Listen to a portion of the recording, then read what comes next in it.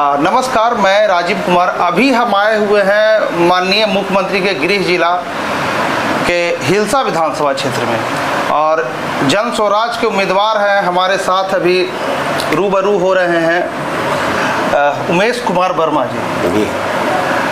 तो सर, हमारे चैनल पे आपका स्वागत है। और सबसे पहला हमारा सवाल रहेगा सर आपसे कि जैसे कि अभी टिकट बंटवारा में ही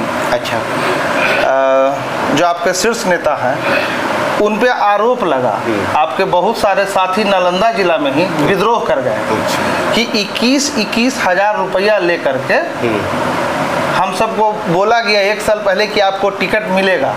हम सब सारा काम छोड़ करके इसमें मेहनत करने लगे टिकट के लिए, और जो बाहर से आए अचानक उनको टिकट दे दिया गया। इसका उदाहरण 2 विधानसभा में है। एक इस्लामपुर विधानसभा में है जो कि महज 10 दिन पहले ज्वाइन करती है, उससे भी कम टाइम में, और उनको टिकट दे दिया जाता है। और एक राजगीर विधानसभा है, नालंदा विधानसभा है, जहाँ की अजय वर्मा, डॉक्टर अजय कुमार वर्मा जी हैं।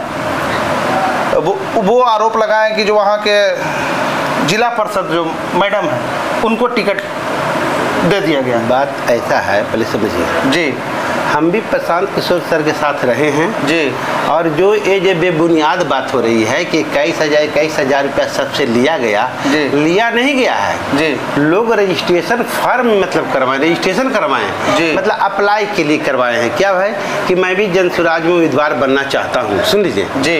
ये नहीं कि अति के उम्मीदवार बनने के लिए किए थे, लेकिन ये बताइए 243 सीट है जी, हम लोग 1000 आदमी काम कर रहे हैं जन स्वराज, और तब उम्मीद लगा कि हमको टिकट मिले, हमको, लेकिन किसी को तो एक ही आदमी को टिकट मिलेगा उसमें ना। तो हमारे जो उम्मीदवार लायक थे, और सभी हमारे जितने भी उम्मीदवार जो काम कर रहे थे जी, PLC कार्ड बना रहे थे, कोई बना रहे थे, सब अपने अपने उम्मीद पर, और सब जो हैं, ऐसी बात है, सब मेरे लिए अच्छे हैं। लेकिन अब उनका कहना है कि प्रशांत किशोर जी गलत कर रहे हैं। गलत कुछ नहीं किए हैं, जो भी किए हैं, जो जिस समाज के आदमी है उस समाज को उस ढंग से उस टिकट को बंटवारा किए हैं। अच्छा, आपके बोलने का मतलब है कि जिस समाज के आदमी है उस समाज को, जहाँ पे बहुमत ज़्यादा है, हाँ, उस समाज को टिकट दिया गया। हाँ, समान सबको मिला जुला के टिकट दिया गया है। ऐसा नहीं कि किसी को अच्छी दिया गया है, गलत टिकट दिया गया है। और जैसे कि आपके ये नालंदा जिला में ही 2 विधानसभा ऐसा है कि जहाँ को ऊपर से आए हैं उनको टिकट दिया गया। हाँ। यही तो विद्रोह का कारण बना। नालंदा जिला का जो बात बता रहे हैं, ऐसा कोई बात नहीं, सब तो लड़ रहे थे टिकटे के लिए, समझ रहे हैं। जब टिकट के लड़ रहे तो किसी एक ही आदमी को नहीं, तनुजा जी थे। जैसे मान लीजिए आपका कहना है कि इस्लामपुर विधानसभा, चाहे कहूँ भी नालंदा विधानसभा, चाहे और भी बिहार शरीफ विधानसभा है ना। बिहार शरीफ में तो जितेंद्र विधायक जहाँ से लड़ रहे हैं, अस्थामा विधानसभा, तो वहाँ से तो फिक्स था। हाँ, ठीक है। हाँ, पहले से शुरू से कि उनको टिकट मिलेगा। हाँ, लता जी को जी।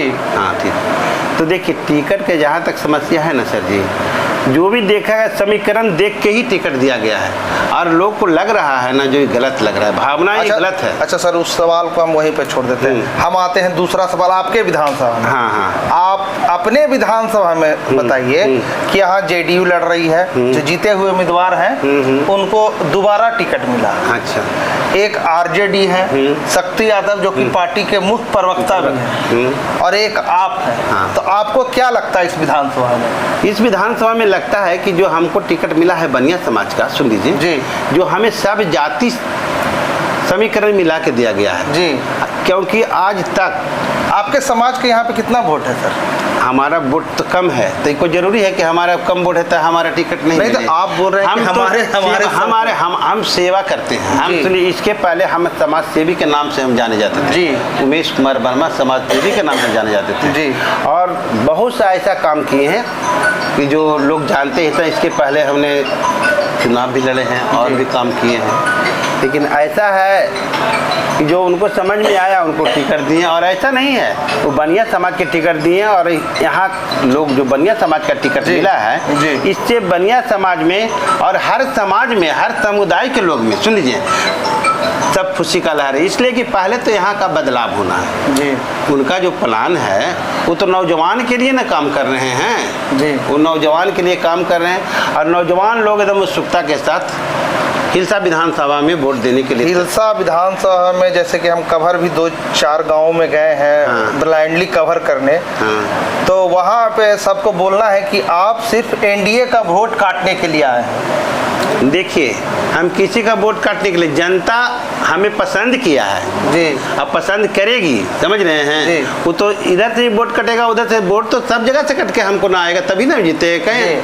कारण हमारी संख्या कम है लेकिन बनिया समाज की संख्या 70,000 है। सुन लीजिए पूरे हिलसा विधानसभा में 70,000 बनिया समाज है। अच्छा। अगर सब जात मिला ले तो बात ऐसा है, सब समीकरण बैठा के ही दिया गया है। अच्छा सर, आपका विजन क्या है अगर आप जीत जाते हैं हिलसा विधानसभा? हम अगर जीत जाएंगे क्या करिएगा आप अपने विधानसभा? हमारा विजन यही है कि हम पूरी जनता को सेवा करेंगे। जनता हमारे जितने जान प्राण लगा के अभी हमको जिताने का प्रयास कर रहा है, तो हमारा काम है कि जनता को सेवा करना। विजन मेरा यही है और कोई विजन नहीं। किस तरह से सेवा करिएगा?